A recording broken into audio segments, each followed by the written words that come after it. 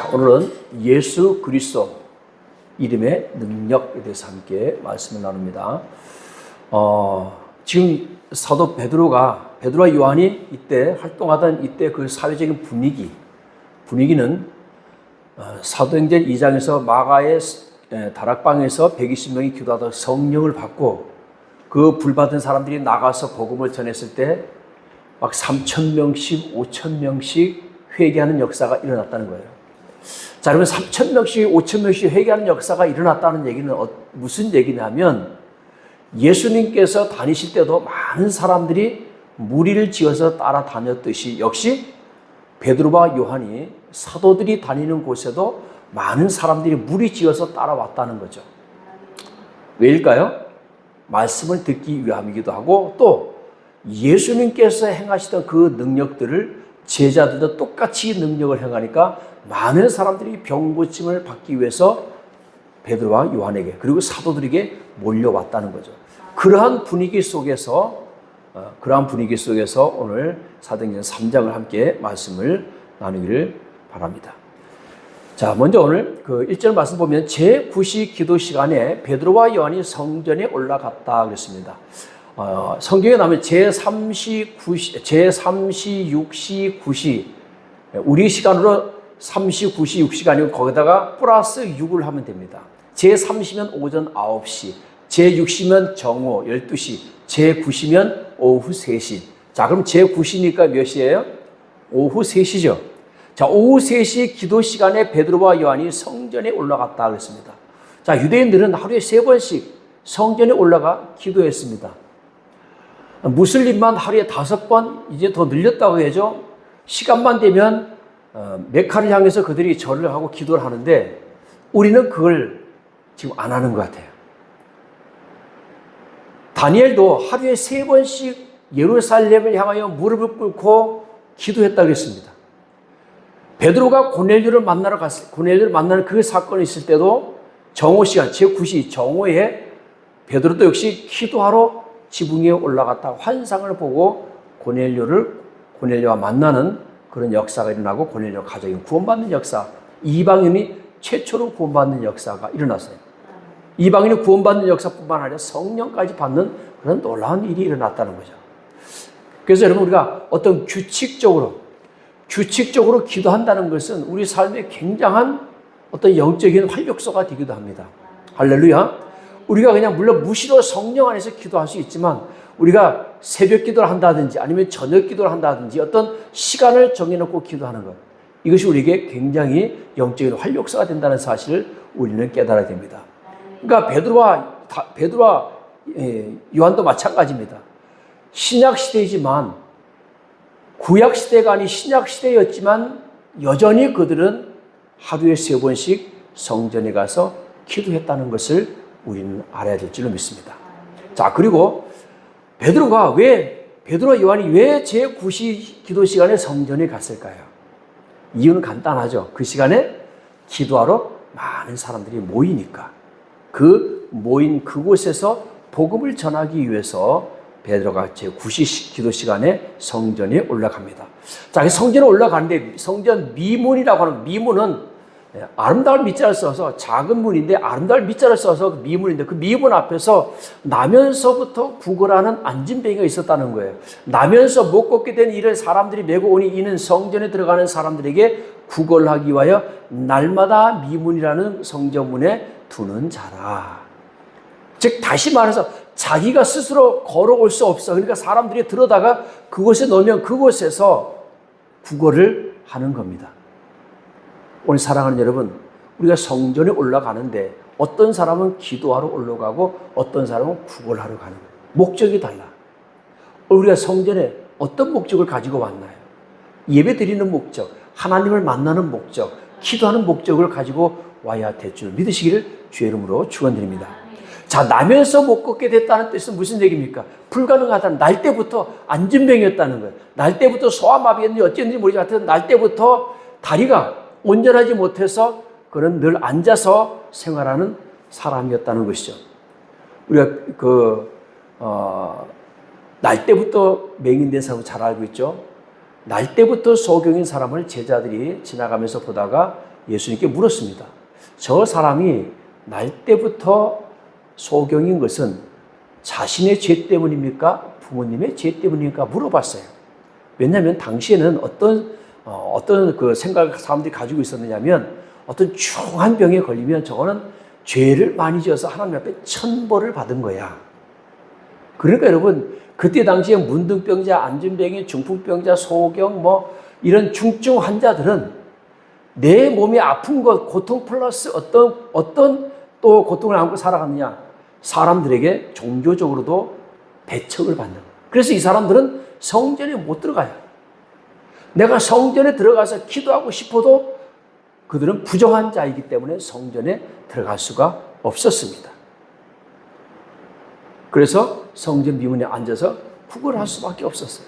그러니까 이들은 두 가지 고통을 안고 사는 거예요. 육신의 질병 플러스 그런 어떤 죄책감. 스스로도 내가 죄가 많으니까 이런 내가 중증이 걸렸구나. 근데 예수님께서 뭐라 그랬어요? 아니야. 저가 눈이 날 때부터 소경인 것은 부모의 죄 때문도 아니고 자신의 죄 때문도 아니고 무엇 때문이냐? 하나님의 일을 드러내게 하기 위해서. 아멘. 하나님의 하실 일을 드러내기 위해서라는 거예요.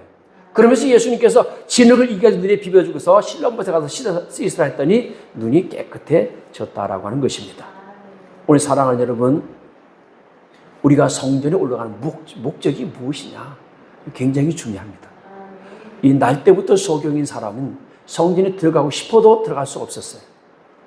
오늘 나면서부터 못 걷게 됐다는 것은 결국 회복이 불가능한, 우리 생각에 이거는 불가능해. 도저히 일어날 수 없는 일이야. 자, 3절 말씀 보니까 그가 베드로와 요한이 성전에 들어가려 함을 보고 구걸하거늘 그랬습니다. 자, 안진뱅이 일상은 성전 미문에 앉아서 성전에 출입하는 자들에게 구걸하는 것입니다. 그의 삶은 소망도 기쁨도 없습니다.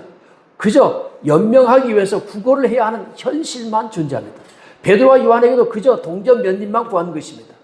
4절 말씀 보니까 베드로가 요한과 더불어 주목하이르되 우리를 보라 하니 그가 그들에게서 무엇을 얻을까 하여 바라보거늘. 저는 이 말씀을 준비하면서 한 가지 의문이 들었어요. 어떤 의문이 들었냐면 이 사람이 지금 구걸하는 것은 어디냐면 성전 미문입니다. 그것도 날마다. 근데 예수님께서 예루살렘 성전을 자주 드나드셨거든요. 자주 드나드셨으면 이 사람과 마주쳤을 수도 있어요. 또 때로는 이 사람이, 이 안진뱅이가 예수님의 소식을 듣지 않았을까요? 그도 역시 고침받고 싶지 않았을까요? 근데 여전히 그는 오늘 보니까 그가 그들에게서 무엇을 얻을까 하여 바라보거늘 그랬어요. 즉 다시 말하면 이 안진뱅이는 내가 일어나는 것이 목적이 아니라 구걸하는 게 목적이라는 얘기입니다. 그래서 어떤 사람은 그런 얘기를 해요. 이 사람이 안진뱅이가 고침받지 않으려고 하는 것은 이게 업이라는 거예요. 사도행전 4장 22절에 보면 이 사람의 나이가 약 40여 세나 되었더라 그랬습니다. 그러니까 이제는 이 사람이 내가 고침을 받는다 해서 내가 건강해져도 건강해져서 내가 뭘 먹고 살지? 그냥 안진뱅이로 구걸하는 게 더 나을 수도 있어.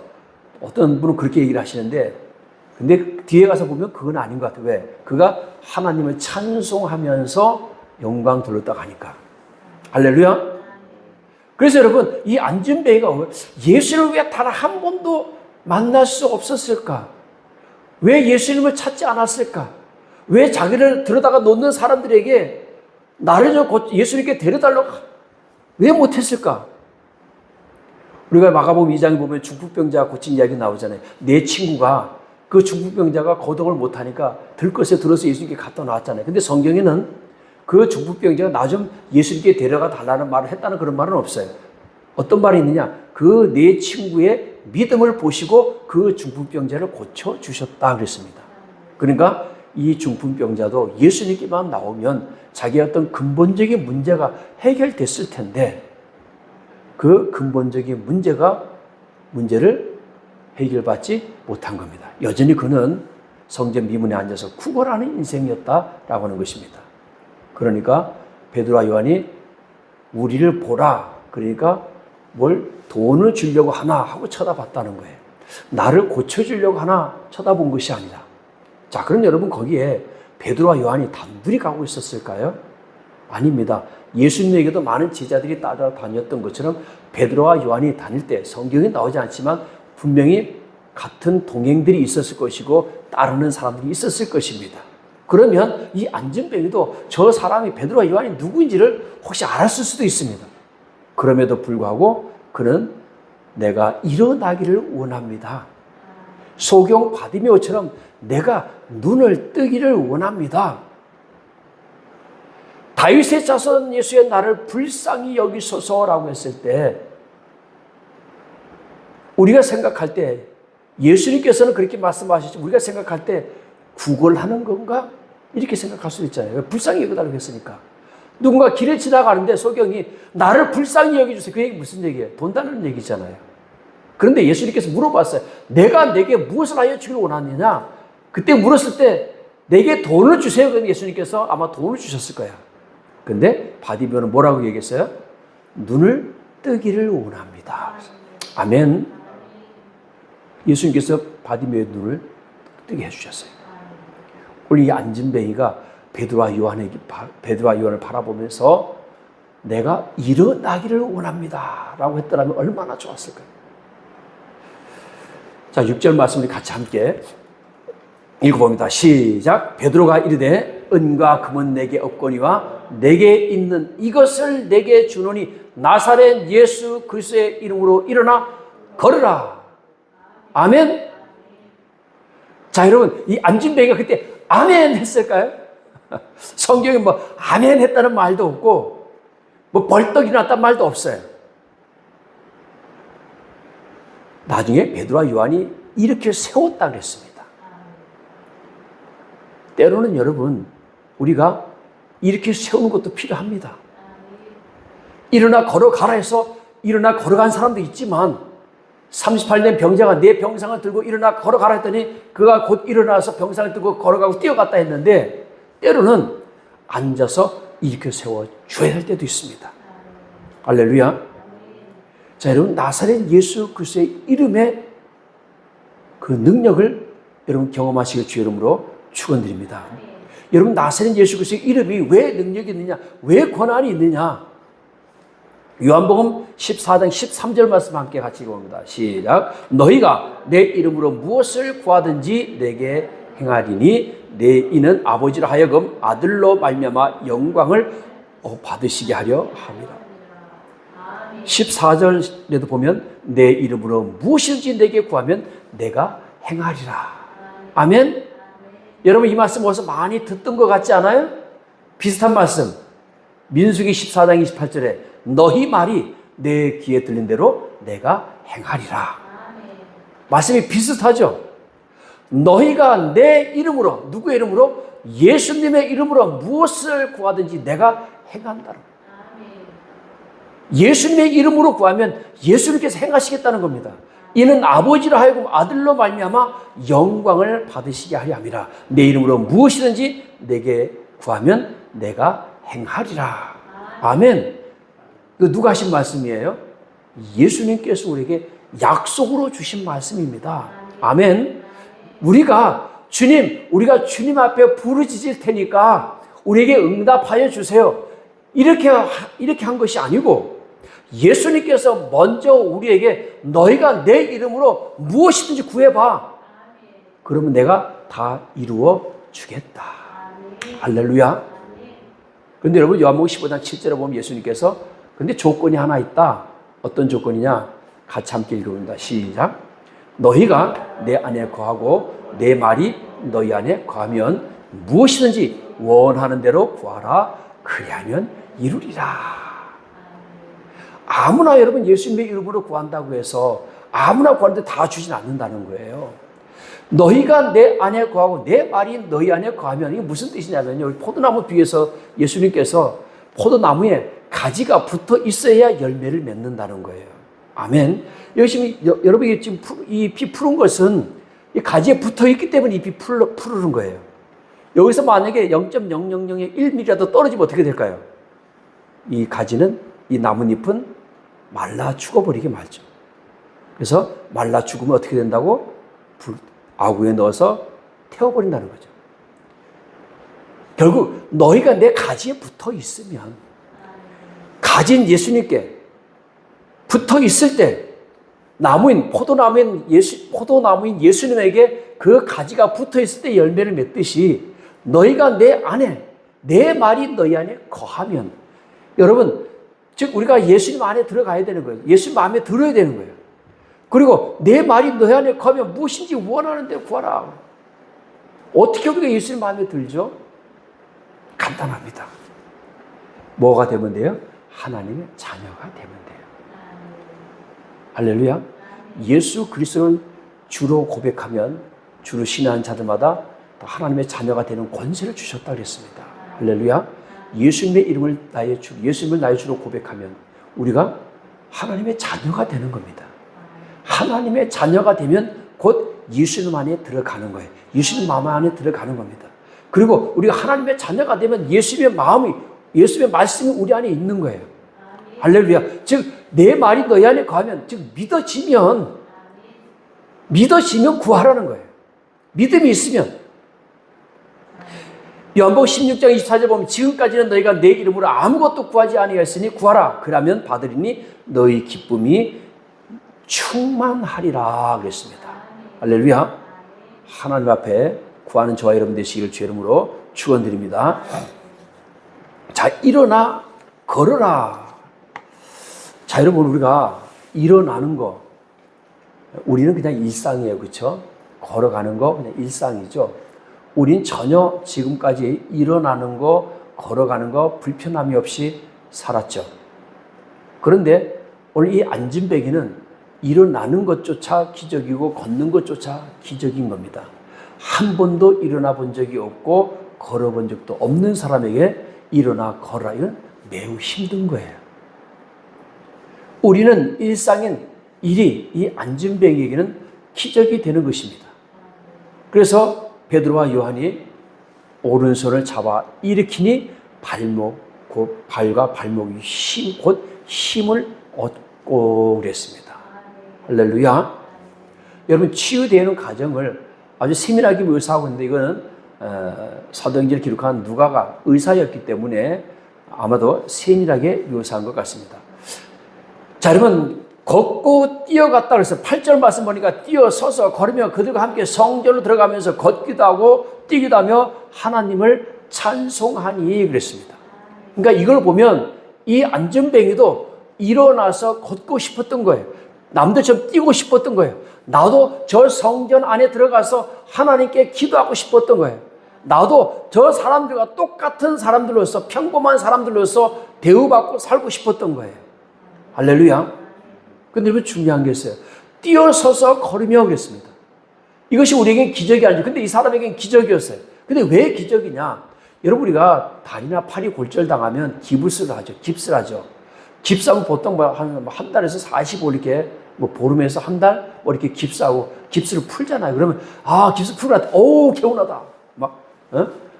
개운하다. 그냥 뛰어가나요? 다리, 이야, 그동안 내가 깁스하는 불편했는데 딱 깁스 풀자마자 막 뛰어가? 그렇게 못해요. 왜? 그 짧은 기간에도 팔이 굳어요. 근육이 굳고 신경이 굳어요. 그래서 뭘 해야 돼요? 물리치료 해줘야 됩니다. 그래서 몇 주간 동안 계속 다니면서 신경을 풀어주고 근육을 풀어주고 다시 근육이 생길 수 있도록 신경이 원활하게 활용할 수 있도록 가면 물리치료 하잖아요. 매일 가서 2시간씩 1시간씩 2시간씩 이걸 한 달 이상 2달 이상 때로는 1년 가까이 해줘야 돼요. 그런데 이 사람은 일어나자마자 할렐루야. 그러니까 일어나면서부터 이 다리에 뭐가 생긴 거예요? 순간적으로 생긴 거예요.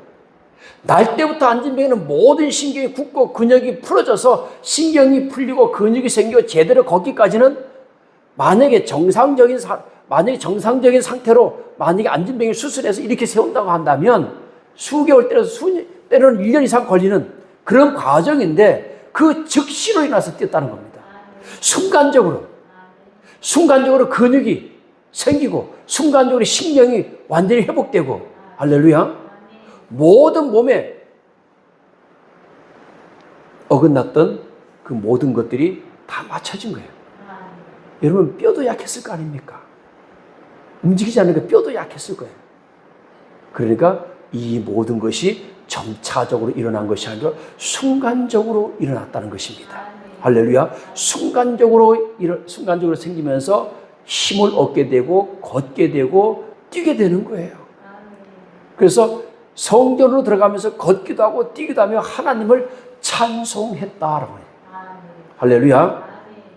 여러분 아까도 말씀드렸지만 그는 성전 미문까지는 갔지만 안진뱅이였을 때는 성전 안에 들어가지 못했습니다. 그러니까 그는 이 안진뱅이에서 일어남으로 인해서 육신의 고통과 이 모든 것들이 다 회복되고 뿐만 아니라 영적인 문제도 회복이 되었다는 거죠. 이제 나도 이제는 성전에 들어갈 수 있게 되었구나.